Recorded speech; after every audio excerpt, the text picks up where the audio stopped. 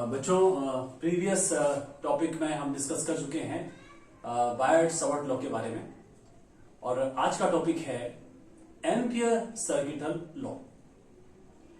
लेकिन ampere circuital law पढ़ने से पहले एक टॉपिक मैं डिस्कस करना चाहता हूं, तो आप ध्यान दीजिएगा इस टॉपिक पर। और वो टॉपिक है पहले magnetic lines of forces, magnetic lines of forces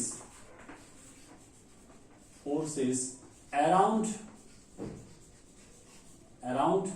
a current carrying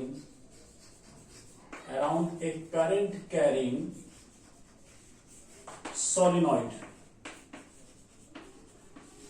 ये पॉइंट बच्चों मैं डिस्कस करना चाह रहा हूं, ये आपको थोड़ा सा इसके बारे में, जिससे कि थोड़ा क्लियरिटी आ जाए कि क्या चीज है ये, और फिर हम इसके बाद आएंगे एम्पियर सर्किटल लॉ पर।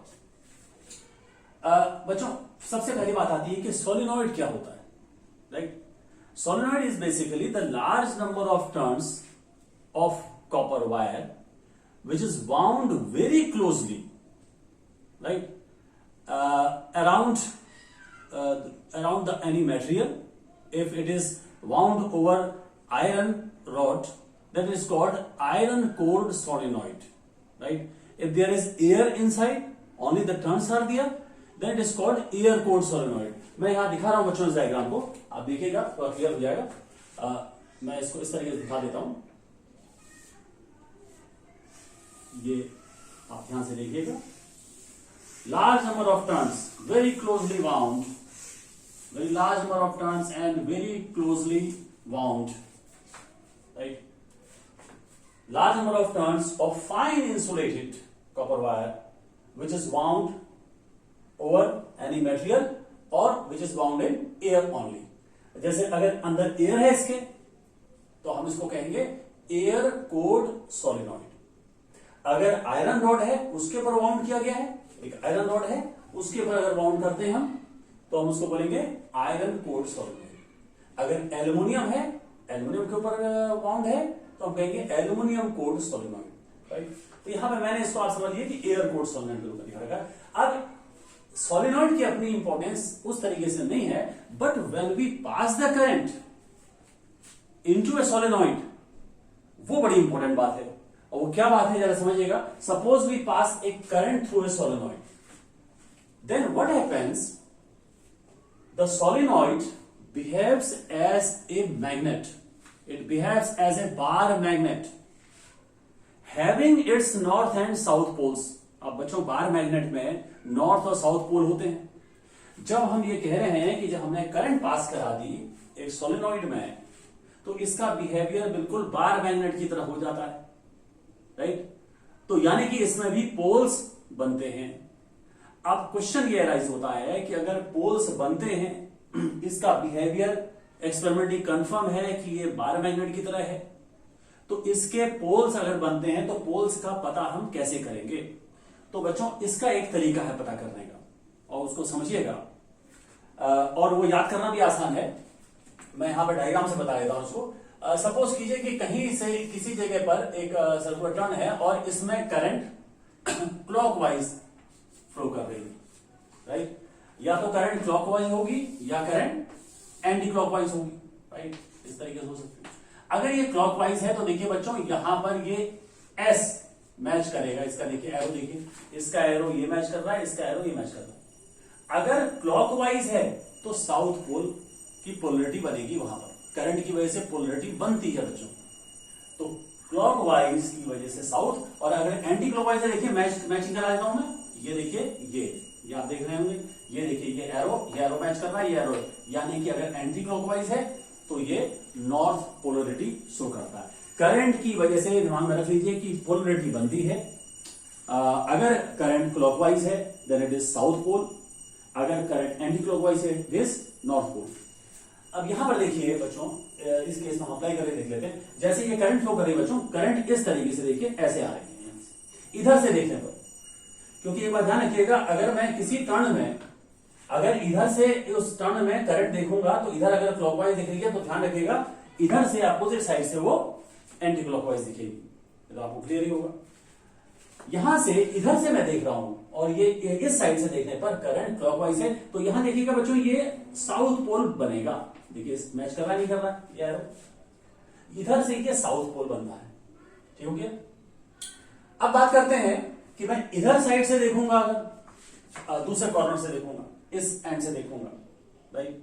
तो ध्यान रखिएगा बच्चों कि आप, फिर मैं आता हूं इस बात पर, इधर से जब हम देख रहे हैं इस वाले टर्न को, इसमें करंट कैसी है? क्लॉकवाइज। इधर से देखेंगे कैसे लगेगी? Anti clockwise. It means that here it is anti north polarity will be developed on this side, right. Current सभी में इस तरीके से है बच्चों, आप दिखा सकते हैं, इस तरीके से करंट फ्लो कर रही है, राइट। इस तरीके से ऐसे करंट जा रही है सभी में, तो ये आप दिखा सकते हैं। तो इधर से देखने में तो वो क्लॉकवाइज, लेकिन इधर से देखने पर, अपोजिट साइड देखने पर क्या होगा? Anti clockwise. तो यानी कि इधर नॉर्थ पोल बनता है, इधर साउथ पोल बनता है। ठीक हो गया। अब अगर हम magnetic lines of forces draw करते हैं, जैसा आपने 9th या 10th में मैग्नेट के कारण मैग्नेटिक लाइंस ऑफ फोर्स पढ़ा होगा, तो लाइंस ऑफ फोर्सेस नॉर्थ से साउथ की ओर को जाती हैं और साउथ से फिर नॉर्थ आती। तो अगर लाइंस ऑफ फोर्सेस यहां पर ड्रॉ की जाए बच्चों, तो ये लाइंस ऑफ फोर्सेस अगर मैं ड्रॉ करूंगा तो लाइंस ऑफ फोर्सेस में ऐसे दिखा सकता हूं। देखिए ये नॉर्थ पोल है, इधर से ये इस तरीके से लाइंस ऑफ फोर्सेस, ये इस तरीके से, इस तरीके से, ठीक है। सिमेट्रिकली मैं इधर अगर दिखा दूं तो देखिए लाइंस ऑफ फोर्सेस इस तरीके से, ये नॉर्थ से यहां से स्टार्ट हो रही है, ध्यान रखिएगा नॉर्थ से स्टार्ट हो रही है और ये इस तरीके जा रही है, यहां पर नॉर्थ से स्टार्ट हुई, इस तरीके बहुत सारी लाइन दिखा सकते हैं, ये देखिए इस तरीके से लाइंस ऑफ फोर्सेस, राइट। और यहां पर भी दिखा सकते हैं बच्चों, ये लाइंस ऑफ फोर्सेस नॉर्थ से इस तरीके से लाइंस ऑफ फोर्सेस, राइट। कुछ लाइंस में ऐसे दिखा देता हूं बच्चों, नॉर्थ से ऐसे गई और इधर से ये लाइन,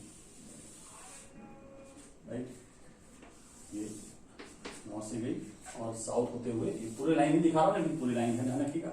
और ध्यान रखिएगा ये लाइंस ऑफ फोर्सेस नॉर्थ से साउथ पर जाती हैं और साउथ से अंदर होते हुए फिर नॉर्थ में आ जाती हैं, राइट। और इस तरीके से एक लाइन में ऐसे दिखा देता हूं, इस तरीके से, राइट। तो ये बच्चों आप देख रहे होंगे इस तरीके से लाइंस ऑफ फोर्सेस बन रही हैं, जैसा बार मैग्नेट के केस में हम लाइंस ऑफ फोर्सेस ड्रॉ करते हैं। मैंने करंट कैरिंग सोलेनॉइड के कारण से magnetic lines of forces draw करी। अब बात करते हैं कि ये मैग्नेटिक फील्ड किस तरीके से है। तो ध्यान रखिए बच्चों कि inside the core of the solenoid, well inside the core of the solenoid, the magnetic field seems to be uniform and strong. आप देखिएगा लाइंस ऑफ फोर्सेस नजदीक हैं काफी, मैंने बहुत कम लाइंस ऑफ फोर्सेस ड्रॉ करी हैं, उसमें भी आपको देखा होगा कि मैग्नेटिक फील्ड कैसी है, अंदर यूनिफॉर्म है एंड स्ट्रॉन्ग, राइट। और जबकि बाहर अगर हम देखें, इस साइड में या कोर के बाहर अगर देखें, इसके कोर के अगर हम बाहर देखते हैं यहां पर, तो पहली बात तो ये लाइंस ऑफ फोर्सेस एक दूसरे को वीक करती हुई दिखती है। और आगे अगर हम ये बात करेंगे कि अप्रोक्सीमेटली अगर देखा जाए तो बाहर, इस कोर के बाहर मैग्नेटिक फील्ड अप्रोक्सीमेटली 0 हो जाती है, राइट। जबकि इसके अंदर, well inside the core, it is uniform and strong. अब क्वेश्चन ये उठता है बच्चों यहां पर कि ये जो मैग्नेटिक फील्ड है अंदर, जो इस कोर के अंदर जो मैग्नेटिक फील्ड है, जिसको हम कह रहे हैं कि यूनिफॉर्म स्ट्रॉन्ग है, तो ये मैग्नेटिक फील्ड का फॉर्मूला हमें ड्राइव करना है, मान लीजिए। तो यहां पर एक बात ध्यान दीजिएगा बच्चों कि ऐसे केस में जहां पर नंबर ऑफ टर्न्स बहुत ज्यादा हो, राइट, मैग्नेटिक फील्ड यूनिफॉर्म हो, then in this case it will not be very easy to use the Biot-Savart law, right। और यहां पर इस जगह पर इंपॉर्टेंस आ जाती है एम्पियर-सेकेटल लॉ की। लेकिन बच्चों एक बात ध्यान दीजिएगा कि Ampere's circuital law and Biot Savart law both are dependent on each other, right. दोनों एक दूसरे से रिलेटेड हैं। जिस तरीके से Gauss law is related to Coulomb's law, on the same way the Ampere's circuital law is related to Biot Savart law. दोनों एक ही चीजें हैं, लेकिन दोनों का फॉर्म अलग, थोड़ा सा डिफरेंट है यूज करने का। तो लेकिन ऐसे केसेस में जहां पर इस तरीके से बहुत सारे टर्म्स हो और आपको यूज करना हो, then it will be quite simpler to use the Ampere circuital law. तो ये डिस्कस करने के बाद हम आ जाते हैं एम्पियर्स सर्किटल लॉ पर। ठीक है बच्चों, तो एम्पियर सर्किटल लॉ क्या है इसको समझते हैं।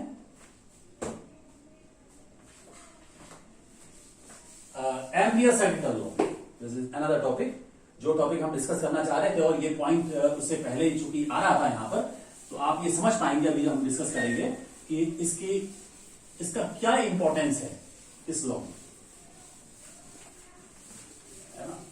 एम्पियर सर्किटल लॉ और डिफरेंस भी समझ पाएंगे थोड़ा बहुत, जो एम्पियर सर्किटल लॉ में और बायट-सवर्त लॉ में। Now what is the statement first of ampere circuital law? The Ampere circuital law states that the line integral of magnetic field around a closed path, that is this one, line integral, right, vector b dot vector dl, the line integral of magnetic field around a closed path की बात हो रही है, closed surface की बात हो रही है, closed path, around a closed path in free space is mu 0 times total current threading the closed path, इसको आप बच्चों इसी तरीके से याद रखेंगे, closed path, इसको आप इसी तरीके से याद रखेंगे, इसी फॉर्म में याद रखेंगे तो ज्यादा आपके लिए आसान पड़ेगा। यहां पर ध्यान रखिएगा, फ्री स्पेस में बात हुई है इसलिए म्यू 0 यूज होगा, अगर फ्री स्पेस नहीं है, कोई मीडियम है, तो म्यू यूज होगा, राइट। इसका मतलब समझना पड़ेगा पहले, total current threading the close path, थोड़ा इसकी मीनिंग डिफरेंट है, यहां पर समझिएगा बात को। और क्लोज पाथ बच्चों यहां पे कैसा भी हो सकता है, इसमें कोई लिमिटेशन नहीं है। सपोज कीजिए बच्चों की एक जगह पर इस तरीके से नंबर ऑफ टर्न्स हैं और ये हमने क्लोज पाथ लिया हुआ है, सपोज कीजिए ये क्लोज पाथ है जो मैंने दिखा रखा है, इसमें करंट आई जा रही है, मान लीजिए इसमें करंट जा रही है आई, तो अब ऐसे कि सभी में आई करंट जाएगी इस तरीके से, पता है। अब इस क्लोज पाथ के अंदर total current threading the close path कितनी है, तो बच्चों ध्यान दीजिएगा कि इसमें कितने टर्न्स हैं इस क्लोज पाथ के अंदर, 1 2 3, अगर 3 टर्न्स हैं then the total current threading the close path is 3 ये इंपॉर्टेंट बात है। अगर n नंबर ऑफ टर्न्स पड़ रहे हैं उस क्लोज पाथ के अंदर, it will B n i, right. ये है यहां पर total current threading the close path. तो बच्चों हम सबसे पहले इसका प्रूफ कर लेते हैं एम्पियर सर्किटल लॉ का। How can we prove the Ampere circuital law?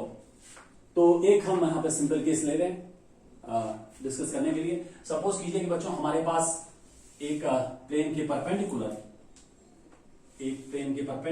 एक करंट कैरिंग कंडक्टर है, सपोज कीजिए इस तरीके से, there is a current carrying conductor, current जा रही है इसमें आई, और हमने ये इस प्लेन के परपेंडिकुलर है, राइट, जो प्लेन है उसके परपेंडिकुलर, अगर ये प्लेन है बच्चों, ये प्लेन है तो इस तरीके से करंट कैरिंग कंडक्टर है, और इसके लिए हम जरा प्रूफ करना चाह रहे हैं कि एम्पियर सर्किटल को प्रूफ करना चाह रहे हैं। सबसे पहली बात करते हैं बच्चों, आपको जहां तक मैग्नेटिक फील्ड का सवाल है, आपको पता है कि इसके कारण से जो मैग्नेटिक लाइंस ऑफ फोर्स होगी वो इस तरीके से, अगर आप ऐसे करेंगे, देखिए बच्चों आपको पहले बता चुका हूं मैं ये हालत, इस तरीके से मैग्नेटिक लाइंस ऑफ फोर्स कैसी होगी, सर्कुलर होगी। तो हम ऐसा करते हैं अपनी कन्वीनियंट चॉइस के हिसाब से, एक इस तरीके से मैं यहां दिखा देता हूं, एक ये इसको मैग्नेटिक लाइंस ऑफ फोर्स भी इस तरीके से होगी, बहुत सारी लाइन दिखा सकते हैं, लेकिन मैं इसको एक क्लोज पाथ के रूप में ले लेता हूं। यहां पर एक क्लोज पाथ लेना है, मैंने एक क्लोज पाथ के रूप में इस को ले लेता हूं, और यहां पर मैग्नेटिक फील्ड की अगर बात करें, आपको बच्चों पता है इस तरीके से मैग्नेटिक फील्ड कैसी होगी, टेंजेंशियल होगी, तो magnetic field will be tangential at this point, ये बी की बात है। और जहां तक डीएल की बात है, around the close path, current element नहीं लेंगे, ये कोई भी एलिमेंट है, किसी भी डायरेक्शन में ले सकते हैं, तो यहां पर कन्वीनियंट रहेगा कि मैं इधर से इधर कोई ये डीएल भी इधर से इधर को दिखा देता हूं, ये डीएल हो गया, राइट, बी और डीएल मैंने दिखा दिए। अब मैं इसको लेफ्ट हैंड साइड से लेके चलता हूं, सबसे पहले integration of B dot DL, ये मैंने लिया। यहां पे देखिए बच्चों, बी और डीएल के बीच में एंगल कितना है, 0 डिग्री एंगल है, that will become closed integration of B DL. अब बच्चों बताइए आगे कैसे बढ़ सकते हैं और बढ़ा सकते हैं।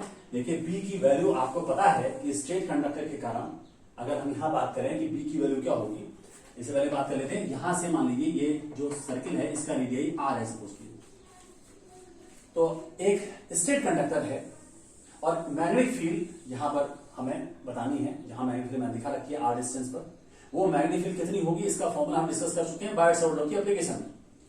आपको बताया था मैंने स्ट्रेट कंडक्टर के कारण B equal to mu 0/4 pi I upon A in bracket sin phi1 plus sin phi2, लेकिन ये कैसा कंडक्टर है, इनफाइनाइट एट बोथ एंड्स, तो phi1 और phi2 90 हो जाएंगे दोनों, then it will become mu 0/4 pi into 2I/r, right. तो यहां पर ले लेंगे mu 0/4 pi into 2I/r dl, right. इसमें बच्चों ये आप बाहर कर लें, म्यू 0/4 पाई इंटू 2I/r बाहर हो जाएगा, इंटीग्रेशन ऑफ dl, राइट।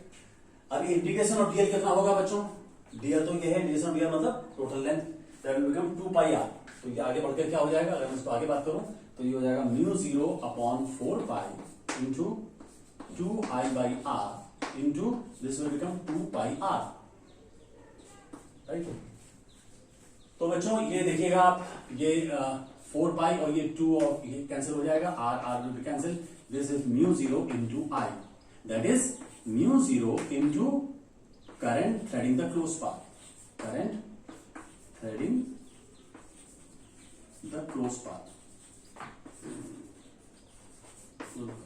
यहां पर current threading through the close path is I, क्योंकि एक करंट जा रही है इसके अंदर से।